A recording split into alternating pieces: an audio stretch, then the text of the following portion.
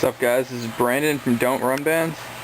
I'm planning on showing you some of my gear with this video, and hopefully you guys will know what I'm playing.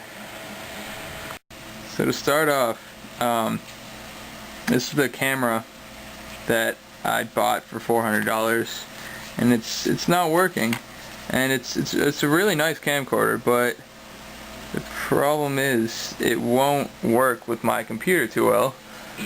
So I've been trying to call Canon, but I'm not very tech savvy, and just not working too well.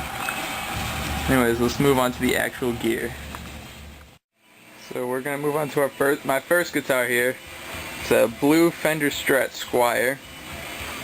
This thing pretty much got me into guitar, and it sucks. This was a horrible guitar. The neck was just horrible. It buzzed all the time. The accent was completely screwed up. Constantly got out of tune. The tuning pegs just would not stay in place. And right now it's missing a B string. You can see it. Yeah, you can. This guitar was just, it was bad. But oh yeah, not to mention, the jack only works 50% of the time, and I always have to move the amp or something to make it work. It was bad, but if you want to start playing guitar, definitely get one of these. They're helpful for beginners. So, a couple years after I got that blue Fender, or Squire, or whatever, I got this. It's an Ibanez Artwood AW100 acoustic guitar. It was pretty good. It got me really into acoustic music, which I've been recording a lot now, and acoustic is all I've been playing. And it's a nice guitar. The tuning pegs stay in place. When I got it though, the action was messed up, but it's a lot better now. And it has a nice deep sound, pretty loud sound too. And it was really nice. I got it for free from my cousin, which was really nice of her. Thank you, Tara, if you actually watch this. Yeah, that's all I've got to say about this one. It was very nice. So I got a new one recently that I'll show you guys later.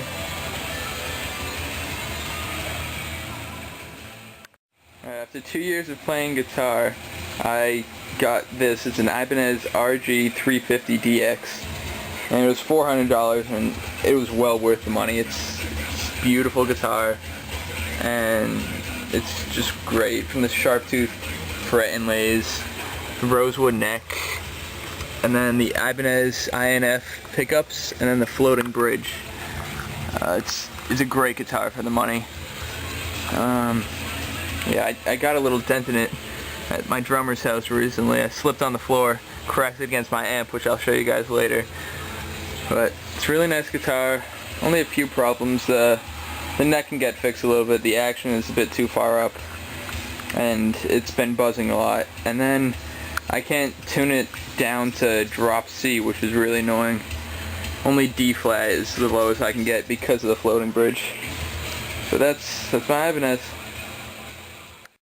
Alright, so recently I got this bass guitar. It's a Fender Jazz bass, I think. I'm not too sure. I got this from a neighbor, actually. I'm supposed to be selling it, so if you would like to buy it, please contact me. I'm selling this and a Behringer Amber, however you pronounce it. I don't know. Yeah, I'm selling that for $300, and this is a really nice bass guitar. I'm not just saying that to sell it, but I've played it a lot. I might even do a cover with this thing, but it has a Mighty Mite neck, if you've ever heard of that. It's not focusing, but it's a Mighty Mite neck. So the person who owned it customized the whole thing, and the action's a little bit messed up. It's harder to press down on, but it's still a really nice bass. If you would like to buy it, please contact me. Yeah, there's my Fender Jazz bass. A couple months before making this video, I got this guitar. It's an acoustic electric guitar, and it is absolutely beautiful. It's a Taylor 310 CE acoustic electric dreadnought, and as you see, it is absolutely beautiful. It has pickup systems in around here, this area. The neck is just perfect for playing.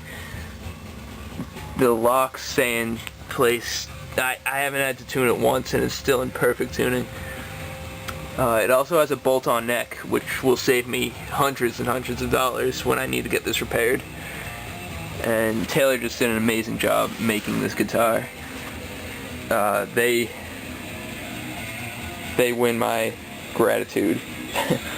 I didn't think Taylors were that nice before, but after playing and buying this thing, I love Taylor. Thank you, everybody who works at Taylor, for this. Alright, now I'm going to show you my amps. This was my first amp. It came with my Squier guitar. And this thing was just as crappy as the guitar. No matter how far away from it, it would always give me feedback if I wasn't playing. Touching the gain knob would put the volume up so high, even though it's only 15 watts. I don't know, my parents don't like loud stuff that much. Well, when I had that guitar, they didn't like loud stuff. Now I don't mind it that much because I've gotten better, but this thing was not good at all. I mean, it's good for a beginner, but it doesn't have that much to it. Just a gain, a drive select button, and simple treble, middle, and bass stuff that doesn't even change the sound that much. But it's good for beginners. Alright, the next amp I'm going to show you guys is a Behringer, however you pronounce it, Ultra Bass BX300. It's a 30 watt bass amp, and it's actually pretty good. It gets loud. It rumbles the entire house whenever I put it on, but it's pretty nice. Again, this is up for sale. It's 30 watts. It'll be great for a gig or anything that you want to play at. The volume, it gets loud enough. It has the bass, mid, and high, along with shape, and then this button.